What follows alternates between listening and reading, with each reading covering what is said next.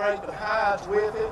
And then you could actually return it then to that oak or hickory handle and slam it back down there, and now you got a chopping tool also as a personal defense weapon. So that's why a tomahawk, in a sense, was real popular back in pioneer days and that kind of thing. So typically they would carry maybe just a neck knife and a tomahawk. But then your forefathers also carried in your cutting tools. This is a Hudson Bay. Now I'm going to say something here. You're going to read stuff or see stuff on YouTube about big knives, and I don't need a knife that big, and they're not needed, and we can use smaller cutting devices and that kind of thing. These things really, for the trapper, and those were really looked at as a one tool carry. If they could only have one thing. Weight was a big thing. In the Marine Corps, they'd teach you for every pound you have is a pound of pain. So they would try to eliminate as much as they could when they were scouts or when they was Pathfinders or pioneers. When they had to go across, they tried to eliminate anything that they could eliminate in order to make it from point A to point Z, if you will. But these big knives, why would you have a big knife? Well, you can baton wood with it. I've even heard, actually one fellow said he would never take a knife and chop with it.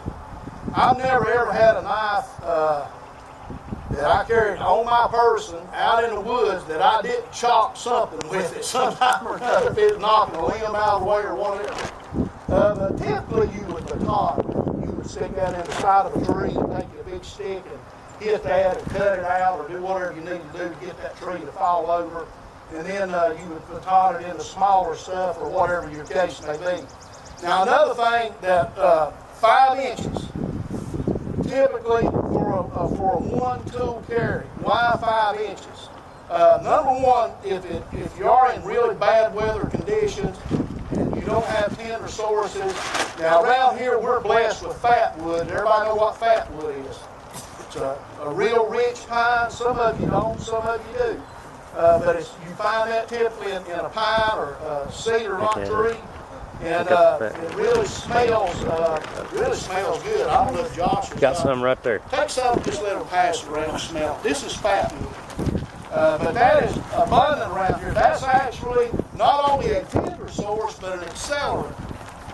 You can scrape that off and use it as an accelerant. Y'all just smell that and pass it around, and just don't like no butter.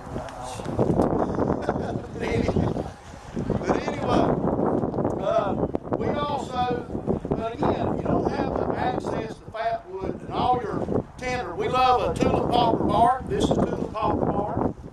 You can take a tulip poplar tree, and we're blessed with them around here. Does everybody know what a tulip poplar tree is?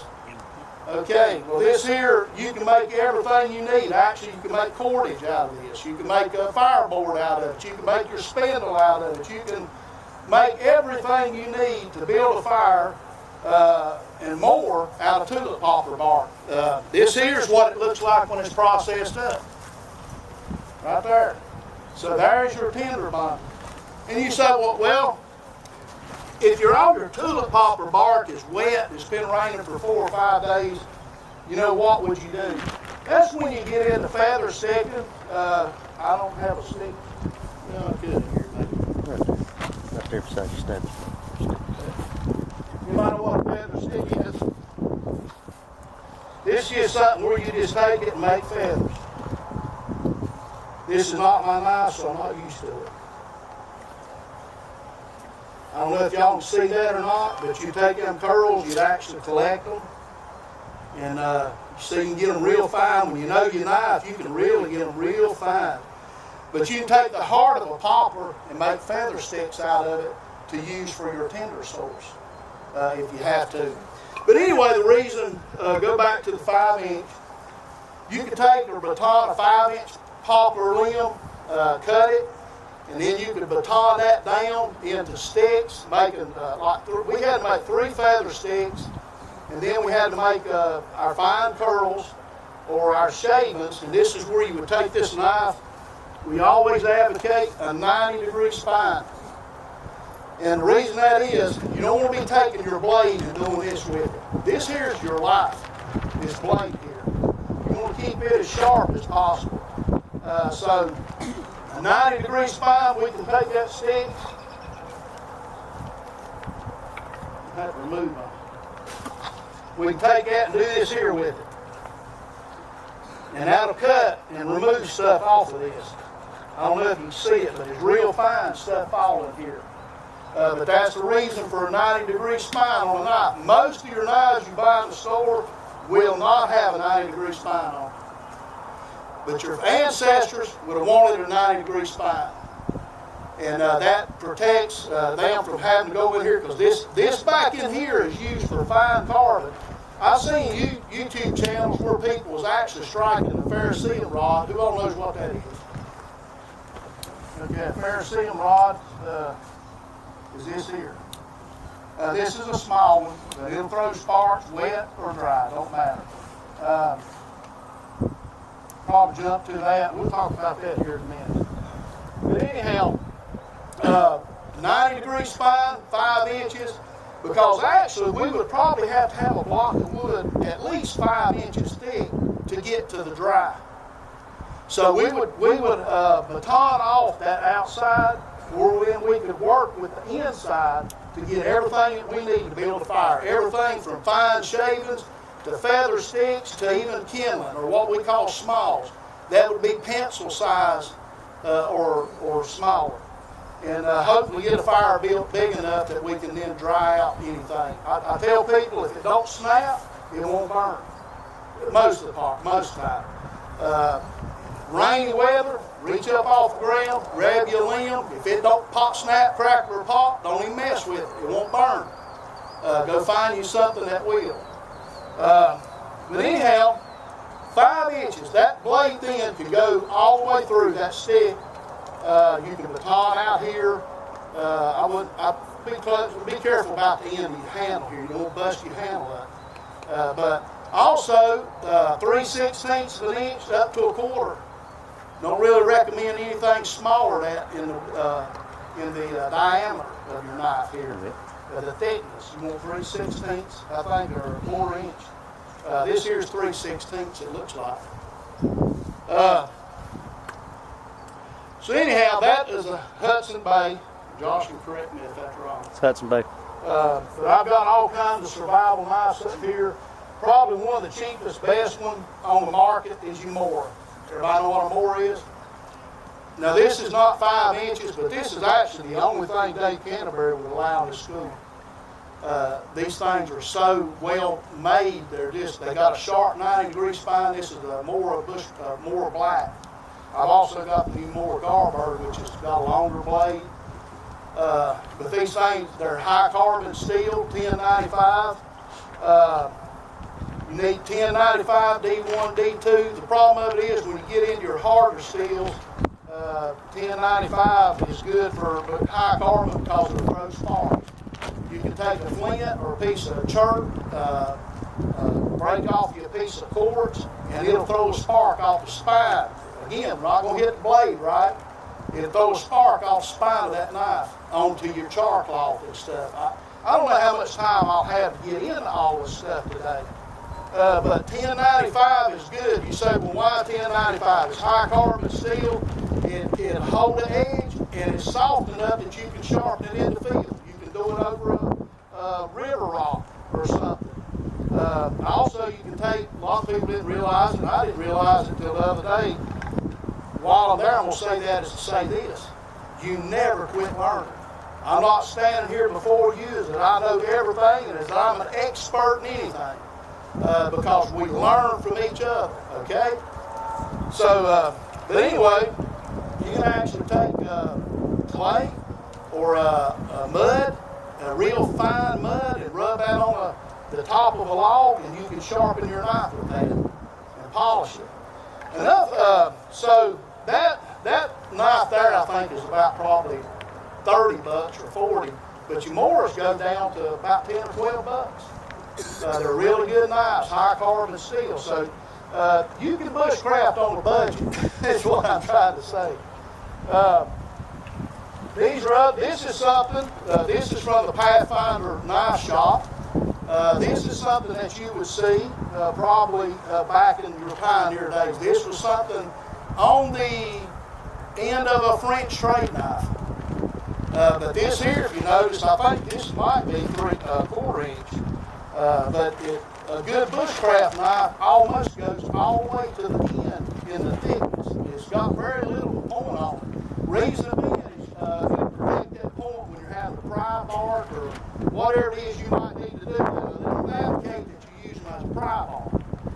But that's the reason a good thick knife for survival. That's why the pioneers carried a good heavy thick knife, high carbon steel. Is because they can do all of these things with that. But I've got all kinds of examples of knives up here.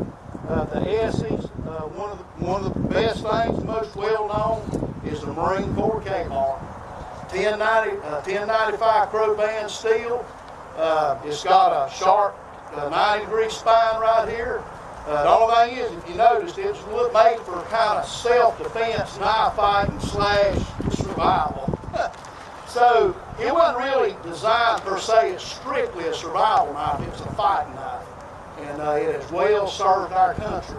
But all your K-bars, or most of them, are 1095 high carbon steel, and that's why. Again, it's that field maker. That's what we're looking for. Okay, that's I'll stop right there as far as like the cutting tools go. Any questions on the cutting tools? Okay. All right, the next thing would be cordage. Now, let's go back to the old tulip popper. We can take this right here.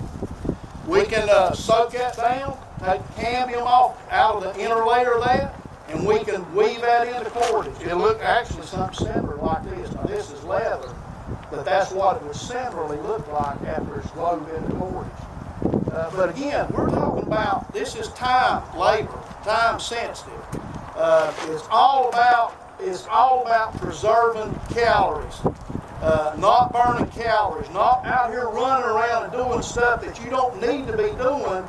If you'll think ahead of time and carry what your pioneers carried, carry what your forefathers carried, it's going to save you a lot of effort. I tell people, you can go waterfall, looking at waterfalls and stuff up in the mountains or whatever. Who remembers, I think it's 2 years ago, the two guys in Charlotte that went hiking up in the Appalachian Trail or somewhere up there in the Appalachian Mountains and got lost and ended up in a snowstorm. Y'all remember that on the news? And they did not have their 5 or 10 C's with them. They left with intentions of coming back. But the bottom line, they didn't come back. Now, thank the good Lord, they made it. But this is why it's important. What's your motto? What's the scout motto? Be prepared. See, we go out, we take off, we run out, we do a lot of things without giving much thought about that we're not going to come back later. You go with the anticipation that you're coming right back. That's why it's important that you tell your parents where you're going to be. You tell them where that's the first thing you do. Why we need a starting point. If something happens, we need a starting point. You're going to run down to the creek, I don't care if it's in the city limits. If you're going to run down to the creek, we need to know you're going to be down along the creek somewhere. If you don't come home, we're going to start looking at the creek. It's very imperative that we do that. And sort of going to throw that in there. But your cordage, now, if y'all notice, what do I got here? I know, all this looks like it's redundancy. Redundancy. It's cordage. I can undo this, I can take it off. If I need to tie a little something with this in, I can. And I think I've probably got, I don't know, there's probably 15 feet of paracord right there. What's inside the paracord? More cord, right? 7 strands in there, 550 paracord, I believe. You can actually go the extra mile, get tightened, and get a piece of jute and a snare wire in it. The tightened paracord. But that's why that's on here. I carry cordage with me. I got a cutting tool with me. Most of my knives, I don't have it on this. I would carry the sail lead. We ain't got that far yet. But cordage is really killer for So cordage is very, very important, and that'll conserve your energy if you have that with you. It's nothing to carry, other than paracord.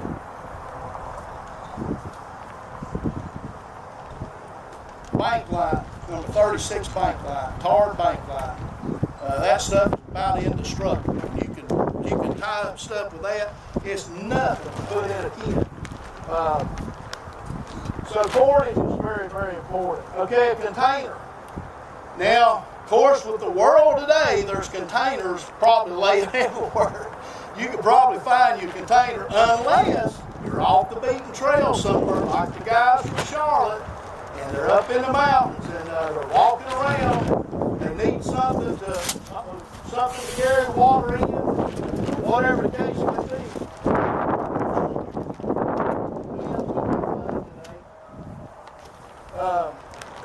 But a container.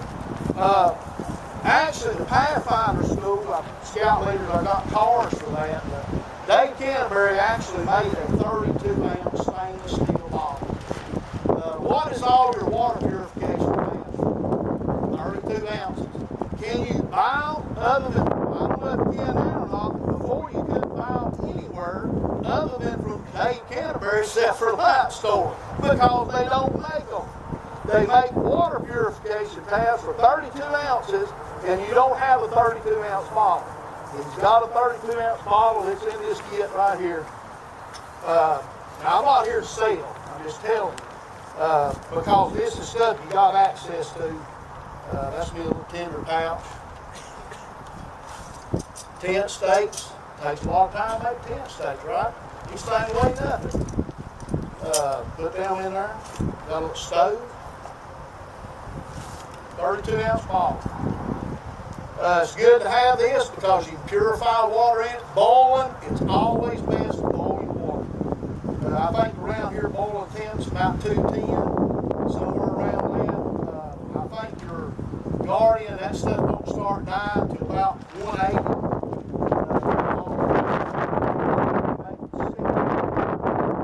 So by the time from here in this elevation, by the time your water reaches boiling temperature in this bottle, it's pure. Everything's dead.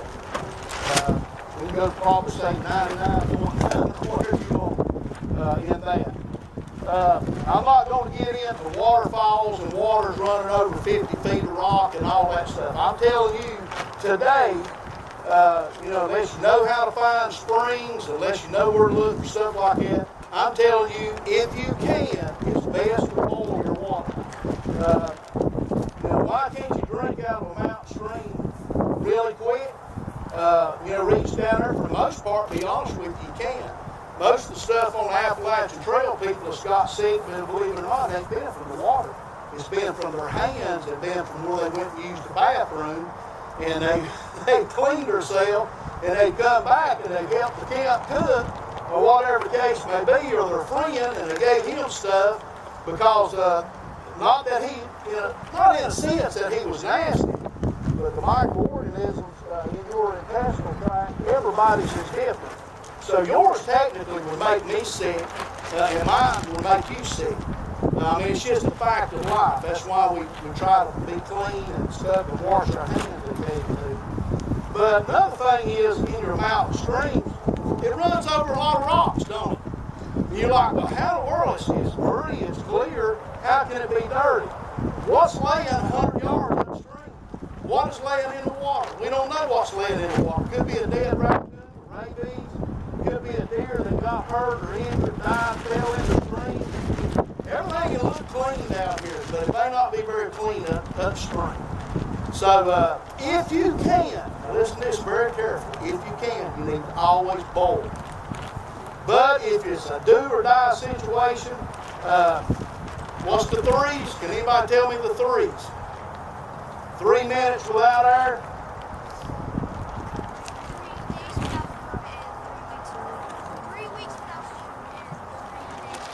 3 days without water. If you get to approaching, you ain't got, let's say you can't get a fire started, you can't get water boiled, and you're in that 3 days, and you're starting to get hallucinogen, and you start making big pain, starting to see things, get a headache, the signs of dehydration, I would tell you try to find you a good clean place and get you some water. You're going to need water. We can go to the bathroom and drink water, I guess. But you need water. Okay, so when you're approaching, if you would have to be approaching a 2 or 3 day scenario, you need to get your water. All right. But that's the whole purpose for your steel container. So I got a cut tool. I got a bottle in here. There's cordage in there.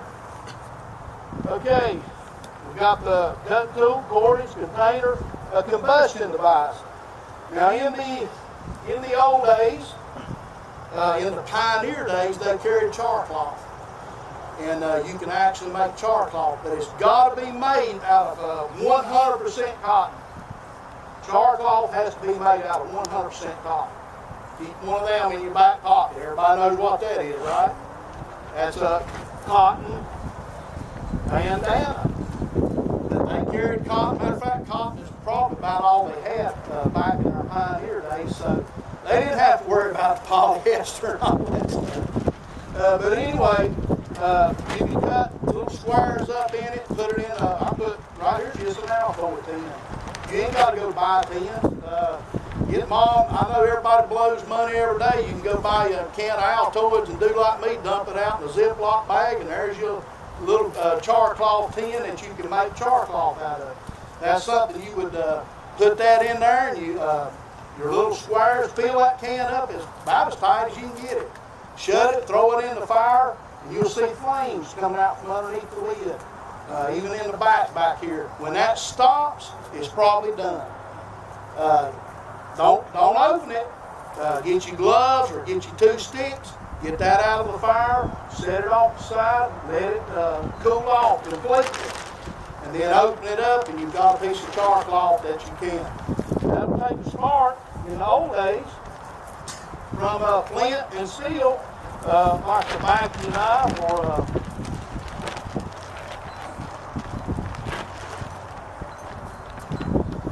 anyway, anything again high carbon steel, I've got a striker over here somewhere.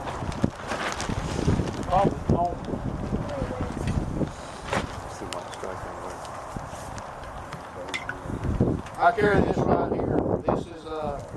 This is made by us. It's actually a little bow drill David.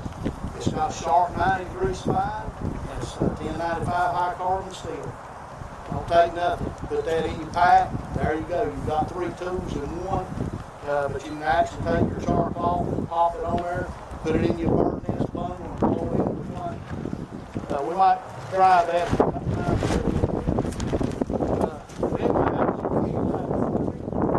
So a combustion device. They pretty much had probably flint, steel, and a char cloth is what they used. So nowadays, we use the kerosene. Cover. Back then they always had cover of some sort, whether it be what they had on or what they carried with them. Most of the stuff they had to carry for tent sake wise back then, I think there's a place called Tent Smith that then makes your heavy duty canvas tents and stuff, and that oil cloth, what they call it, it's waterproof. Those things are very heavy. It's typically not something that you would carry on the trail. Or being as a scout on the move, out looking around. What I have found best, or what I would suggest, is a poncho. Had a guy that went on the Appalachian Trail last year. He actually came to my church and done a seminar. And he bought him one of these big high-dollar rain suits, Gore-Tex, it breathed, and all that stuff. He was going, and he did do the whole trail. The whole thing. He was about 63 years old. He retired from dudes. Be encouraged, guys. Get out there.